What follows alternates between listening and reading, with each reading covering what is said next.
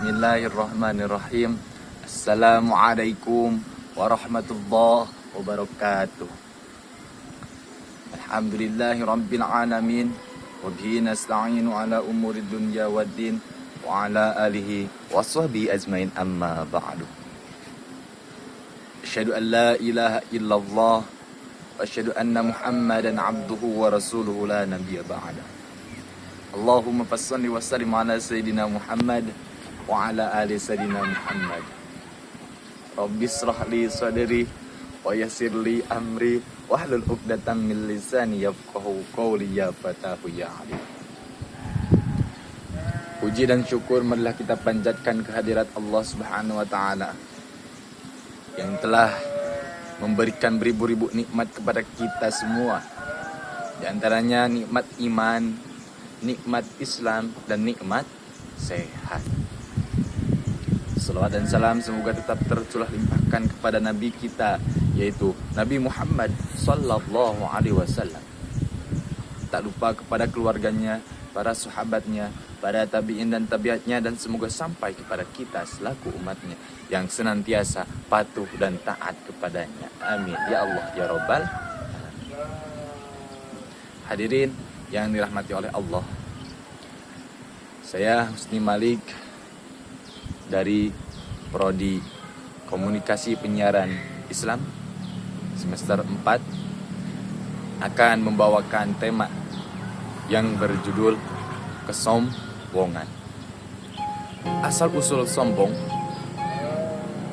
di antaranya ketika seseorang diberi kelebihan oleh Allah, baik itu harta, jabatan, istri, atau lainnya, maka sesungguhnya ia sedang diuji. Nah, ujian ini tersembunyi dalam dua pilihan, antara sombong dan pamer, atau kerendahan hati dan rasa syukur. Apabila hati senantiasa mengingat Allah, maka dari kelebihan yang dimilikinya tumbuhlah kerendahan hati. Dari kerendahan hati inilah lahir kesadaran bahwa semua yang dimiliki adalah titipan dari Allah. Dan kesadaran ini menumbuhkan rasa syukur yang tulus. Namun, jika hati tidak bisa mengingat Allah, maka yang muncul adalah kesombongan. Timbullah rasa ingin dipuji, ingin dikenal karena kelebihan yang kita miliki, hingga melupakan bahwa semua itu bukanlah milik kita. Salah satu penyebab hati tidak mengingat Allah adalah ketika waktu-waktu sholat tidak dijaga dengan baik.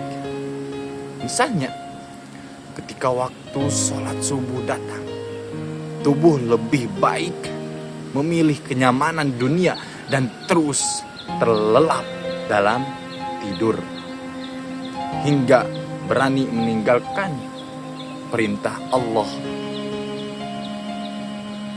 Dari sini hati mulai lupa kepada Allah dan kesombongan pun mulai merasa. Sebaiknya ketika waktu-waktu sholat dijaga dengan baik, dengan meninggalkan kenyamanan duniawi untuk melaksanakan sholat, maka hati akan senantiasa ingat kepada Allah. Dan dengan mengingat Allah, hati pun tetap terjaga dari rasa sombong. Allah Subhanahu wa taala berfirman dalam surat Al-Maun ayat 4 sampai ayat 5 yang bunyinya A'udzu billahi minasy syaithanir rajim. Bismillahirrahmanirrahim. Fawailun lil musallin alladzina hum an salatihim sahun. Sadaqallahul alim. Yang artinya, maka celakalah orang-orang yang sholat, yaitu orang-orang yang lalai dari sholatnya.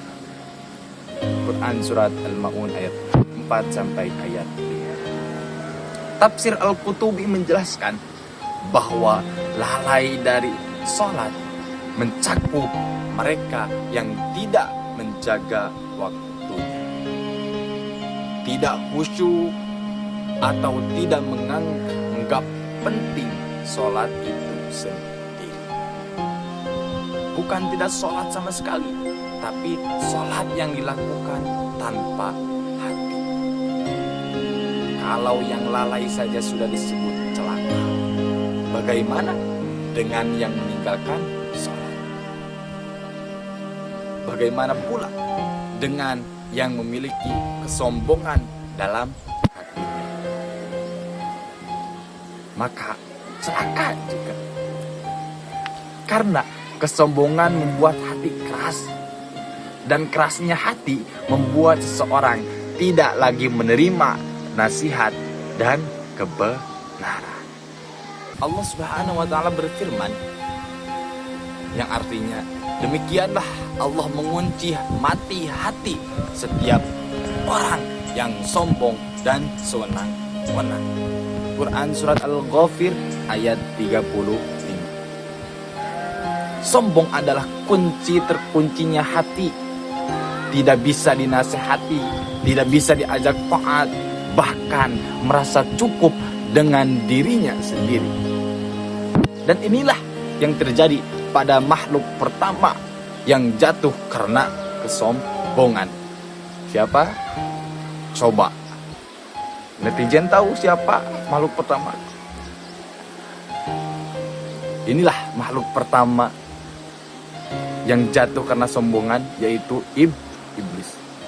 Dalam Quran surat Al-A'raf ayat 12, iblis berkata, "Qala ana khairum minhu khalaqtani min nar wa khalaqtahu min tin."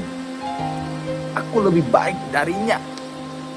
Engkau ciptakan aku dari api, sedangkan dia engkau ciptakan dari tanah. Quran surat Al-A'raf ayat 20 ayat 12.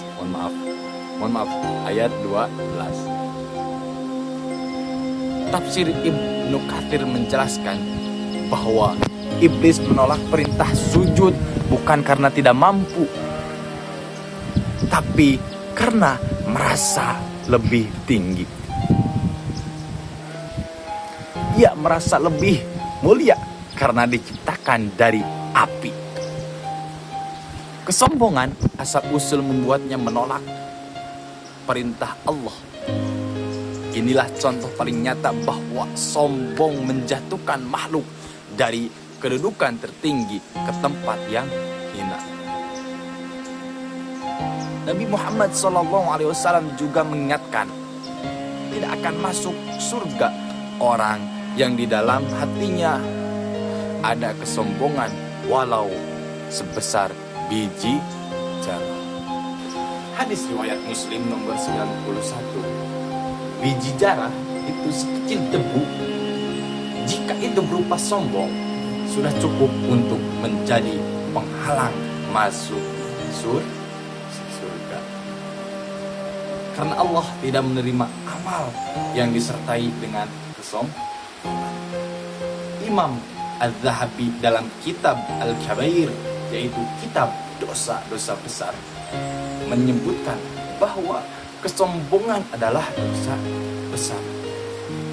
bahkan menjadi akar dari dosa iblis. Sementara itu, Imam Al-Ghazali dalam kitab Ihya Ulumuddin menjelaskan asal-usul munculnya kesombongan. Ketika seseorang diberi kelebihan oleh Allah, baik itu harta, ilmu, jabatan, atau lain-lainnya, maka sesungguhnya ia sedang diuji. Jika hatinya ingat kepada Allah Subhanahu wa Ta'ala, maka muncul rasa syukur dan kerendahan hati. Namun jika lupa, maka muncullah kesombongan. Ia ingin dipuji, dikenal, dihormati karena kelebihannya, hingga lupa bahwa semua itu hanya titipan Allah Subhanahu wa Ta'ala. Inilah contoh paling nyata bahwa sombong menjatuhkan makhluk dari kedudukan tertinggi ke tempat yang hina. Nabi Muhammad SAW juga mengingatkan pada kita semua, tidak akan masuk surga orang yang di dalam hatinya ada rasa sombong, walau sebesar biji jari. Hadirin yang dirahmati oleh Allah Subhanahu wa Ta'ala, demikianlah yang bisa saya sampaikan, semoga ada manfaatnya, khususnya bagi saya sendiri, umumnya bagi yang mendengarkan. Jika ada perkataan yang benar dari apa yang saya sampaikan, itu semata-mata dari Allah Subhanahu wa Ta'ala yang maha benar. Tetapi jika ada perkataan yang salah atau yang tidak benar, itu semata-mata dari kebodohan saya sebagai manusia. Diakhiri, wallahul muwaffiq ila aqwamit thoriq. Wassalamualaikum warahmatullahi wabarakatuh.